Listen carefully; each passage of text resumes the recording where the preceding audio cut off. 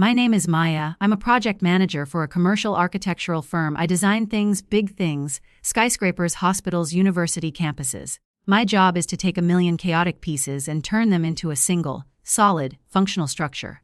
I bring order to chaos. I thought my relationship with my boyfriend, Liam, was the most solid structure in my life. We had been together for 2 years, living in a house I owned for the last one. We were partners, we had a plan. Marriage, kids, the whole deal. It was a blueprint I trusted. Liam is handsome, funny, and the life of every party. He has a wild streak that I found exciting. It balanced out my more serious, structured nature, or so I told myself. My family adored him. They loved his energy, his stories. He fit in seamlessly. Every year on the last weekend of summer, my family has a huge barbecue at my aunt's house. It's an all-day affair with 3 generations, tons of food, and a lot of loud, happy noise. It's a day about roots, about connection. It's the last place on earth you would expect your life to fall apart. But that is exactly what happened to me. Saturday was a perfect late summer day. The barbecue was in full swing. My cousins were throwing a football. The kids were running through sprinklers, and the adults were gathered on the deck, laughing and drinking beer. I was at the grill, flipping burgers, feeling completely content. Liam was holding court with a group of my female cousins and my aunt. They were talking about a recent celebrity wedding, and the conversation drifted to our own plans. I could hear them from the grill, and I was only half listening. Then I heard my cousin ask, "So when are you two going to make it official?" And that is when Liam dropped the bomb. He laughed, a loud, theatrical laugh that made a few heads turn. "Oh God, I don't know," he said, his voice carrying across the deck. "If we ever get married, she'll be lucky if I don't cheat." The laughter on the deck died. The conversation stopped. In the sudden silence, the only sounds were the sizzle of the burgers on the grill and the distant shouts of the kids. I did not turn around. I just stood there, spatula in my hand, staring at the grill marks on a piece of meat. He tried to play it off as a joke. "I'm kidding," he said, laughing again, but this time it sounded forced and brittle, mostly. A few people gave a weak, uncomfortable laugh. The conversation slowly, awkwardly started up again, but the mood was broken. The perfect summer day now had a dark cloud hanging over it. I stayed quiet. I did not look at him. I did not say a word. I just kept grilling. My movements were calm and methodical. Inside, a storm was raging. It was not just the disrespect. It was the public nature of it. He had not just insulted me. He had announced to my entire family that our relationship was a joke to him. That my commitment was something he considered optional. I served the food. I sat with my family. I talked and laughed and pretended that I had not just heard the man I loved detonate the foundation of our life. Liam kept shooting me little looks, trying to gauge my reaction. I gave him nothing. I was a blank wall. Later that night, as the party was winding down, my uncle Frank pulled me aside. Frank is my mom's older brother. He's a retired cop, a man who has seen the best and worst of people. He doesn't say much, but when he does, you listen. He led me over to the edge of the yard, away from the tiki torches and the lingering guests. He looked me in the eye, and his face was serious. I heard what he said. He said, his voice a low rumble. I just nodded. "You're a good kid, Maya," he continued. "You're solid. You build things to last. That man, he's not built the same way.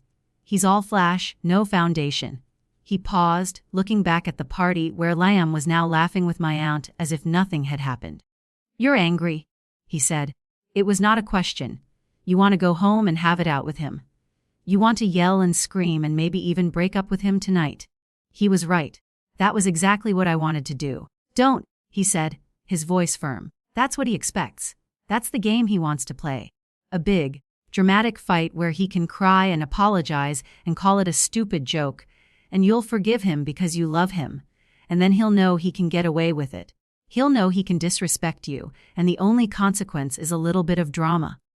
He put a hand on my shoulder. "A man who jokes about cheating is not joking. He's sending up a trial balloon. He's testing your boundaries. He's telling you exactly who he is. The biggest mistake you can make is not believing him." "So, what do I do?" I asked. His advice was simple, but it changed everything. "You do nothing," he said. "You go home.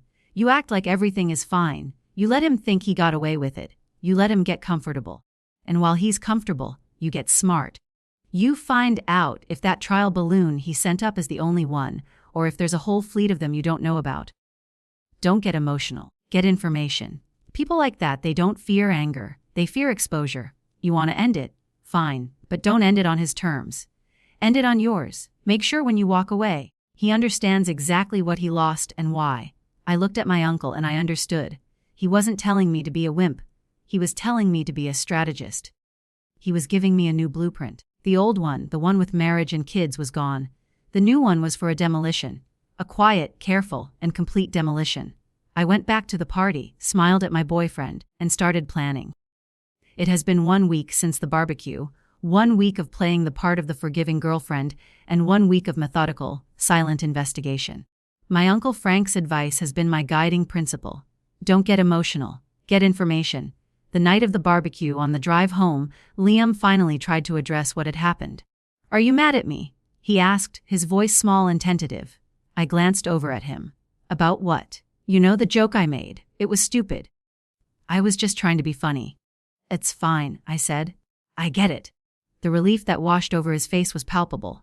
He thought he was off the hook. He had no idea it was me recalculating the entire project. For the next few days, he was the perfect boyfriend. He was affectionate, attentive, and didn't make any more jokes. He thought he had pushed a boundary and that I had accepted it. He was comfortable. While he was comfortable, I was working. My first step was to understand the scope of the problem. Was his comment a one-time mistake, or was it a symptom of a deeper issue? I started with his phone. We had an open policy with our devices. We knew each other's passcodes. It was a foundation of trust that he, it turned out, did not deserve. I waited until he was asleep and went through it. I wasn't looking for a smoking gun. I was looking for patterns. I didn't find any explicit texts from other women. He was too smart for that. But I found something more telling. I found a pattern of deletion. His text threads with certain female friends were suspiciously clean.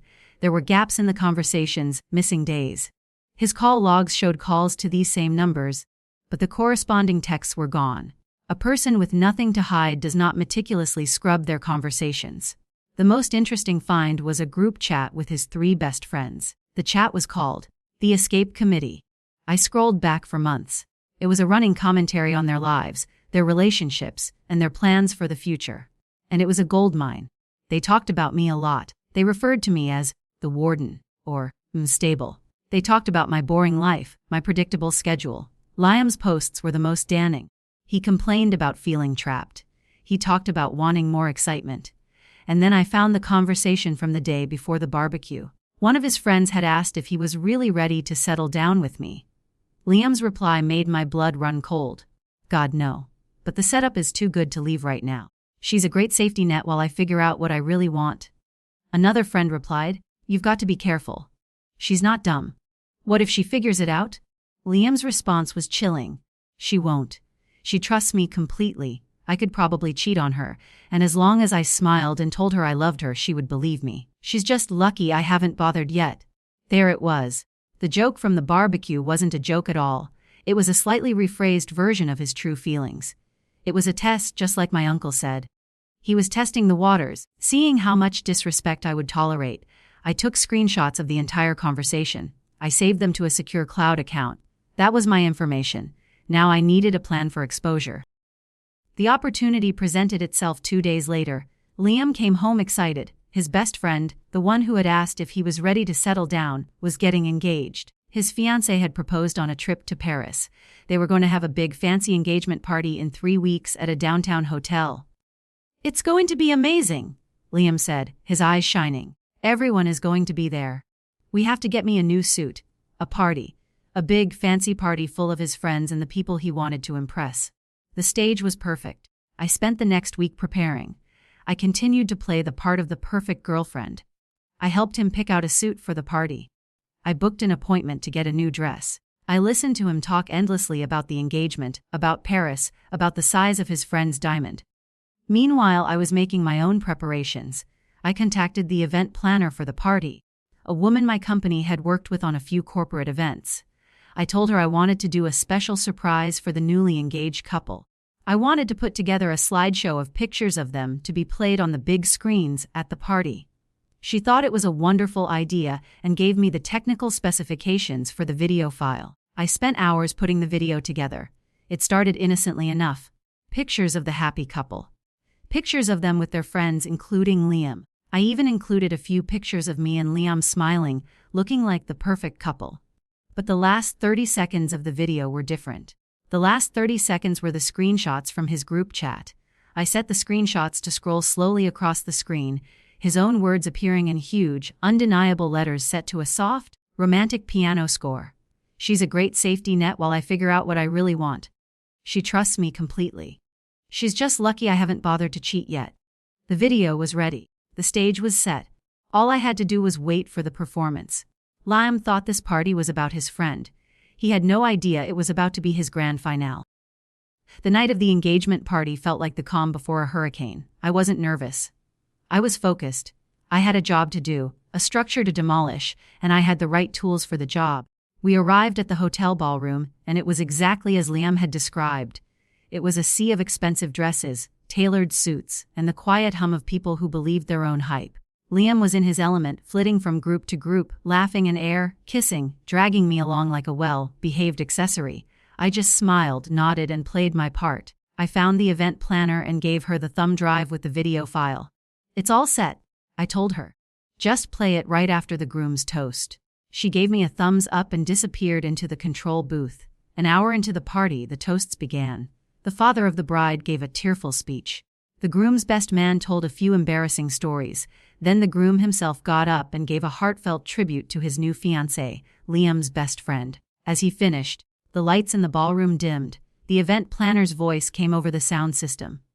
"And now, a special surprise from a dear friend, a look back at some happy memories." The romantic piano music started, the slideshow began. I was standing next to Liam near the back of the room. He squeezed my arm, a genuine smile on his face. "This is so sweet," he whispered. The first few minutes were perfect. Pictures of the happy couple flashed on the 3 large screens around the room. The guests were all smiling, some dabbing their eyes. Then the music swelled and the final 30 seconds began. The first screenshot appeared. Liam's words, "She's a great safety net while I figure out what I really want." I felt his hand on my arm go rigid. His smile froze. "What is this?" he hissed. His voice was a strangled whisper. The next screenshot appeared. "She trusts me completely." A low murmur started to spread through the room as people read the words on the screen.